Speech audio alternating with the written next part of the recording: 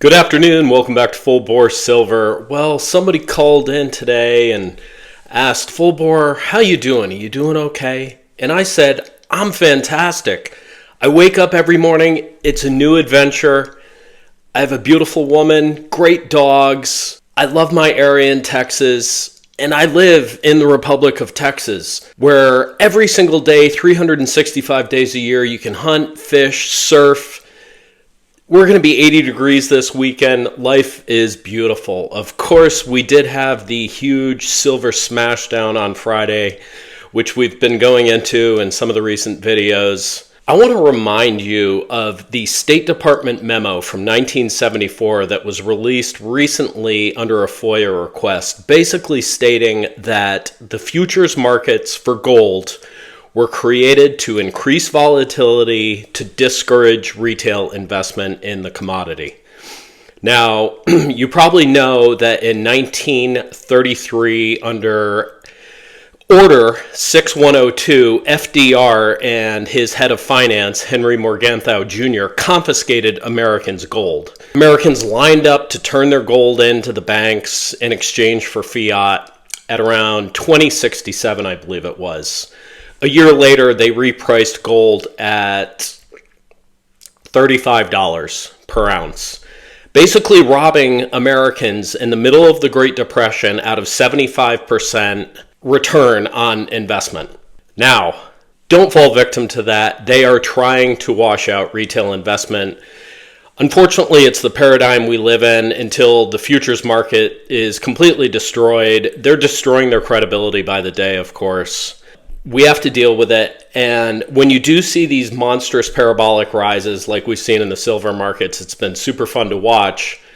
But you're also competing and investing alongside drive-by tourist retail investors, banks, hedge funds, foreign investment, etc. A lot of these are using levered positions, they're using margin, and when there is a slight market correction, they will receive margin calls and they will be washed out, forced to exit their positions, and it cascades. There's a butterfly effect from that which amplifies the movements. Now, is it blood in the streets or is it a buying opportunity? I bought last night. I saw on Monument today Eagles for sale for $86. So there was an incredible interview. It was Gary Savage on Capitalcosm today, and I respect Gary Savage more for his powerlifting and his lead climbing, his rock climbing, than I do his macro thesis, but he was real good. He did use the term bubble quite a bit, which I don't necessarily agree with calling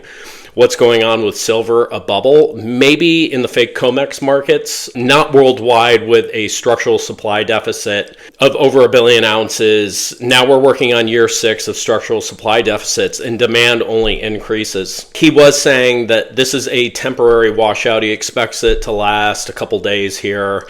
The market has to digest these massive moves, the most massive in silver's history. And from there, he predicts a huge rise by the end of February, early March, and his initial predictions were up to 150. He goes to 225, possibly 500. So that was an interesting listen. Give that one a go. Egan von Gerrit's Gold out of Switzerland had an amazing article.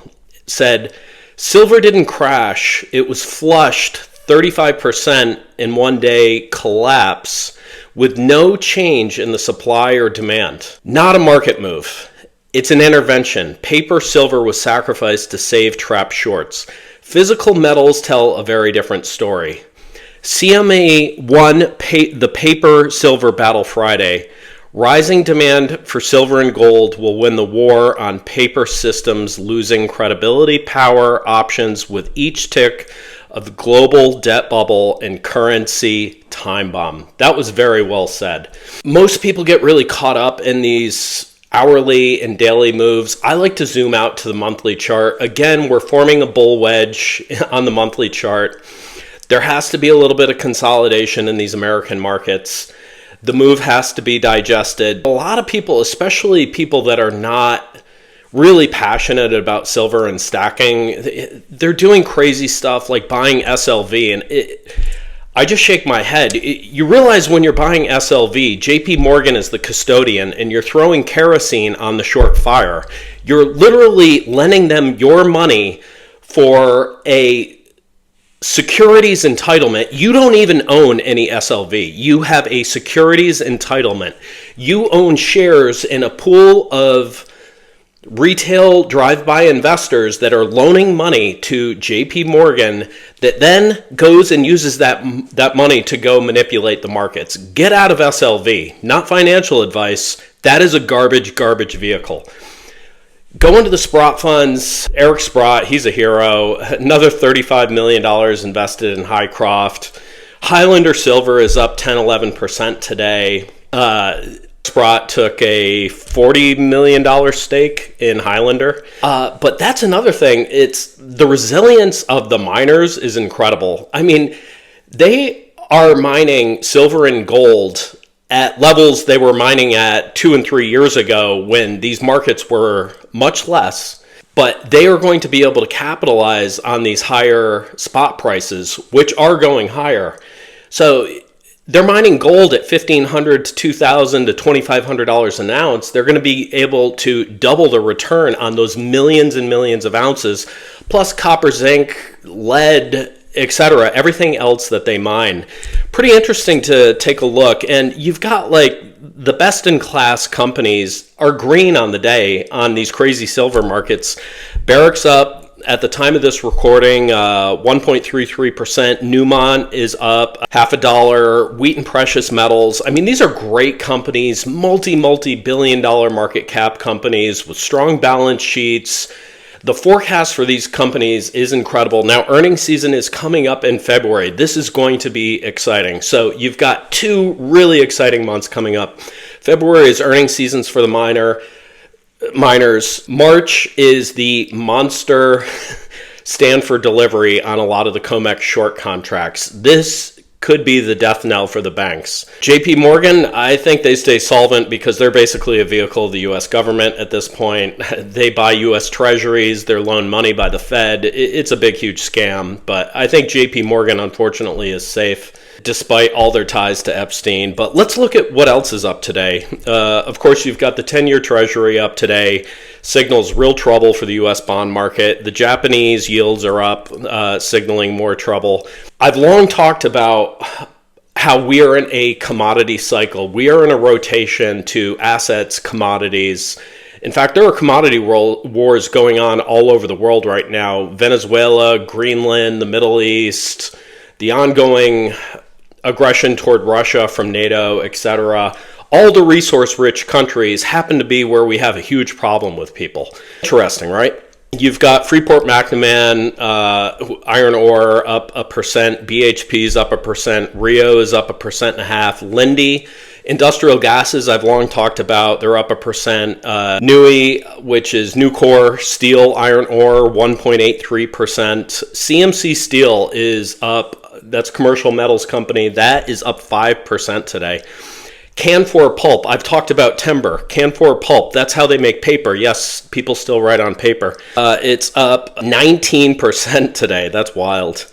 So you've got a lot of strength in these miners, in the commodities. Diversify your portfolio. Like I've said in the past, I am also bullish on petroleum products, base metals, uranium, lithium, etc. So if you have more of a diversified portfolio and you're an equities trader, you have a little bit of insulation and diversification if there is a drop in one of the other markets. So stay diversified there if you're playing in the equities markets. Bank of Montreal has raised their silver and gold targets. Bank of Montreal for 2026 has a target out today, I believe, of $160 an ounce. For next year, $220 an ounce. Trump launches $12 billion mineral stockpile to counter China. So the writing is on the wall. These are signals versus the noise of that you sometimes see on X or CNBC. If I don't know why you would watch CNBC, but they've been they've been bearish on gold since before they kicked Peter Schiff off the channel when gold was $1,500 an ounce and Peter Schiff was telling everybody to pile in, and they all laughed at him and made fun of him, and who's right in the end? Peter Schiff is. So that's been great to see. So go back on X and look at some of the old clips from CNBC just lampooning Peter Schiff. They dogpiled on him, and now he's calling them out on X. It's kind of funny to see. Anyway, we'll continue to watch these markets. I think silver chops around here in this chop zone for a few days.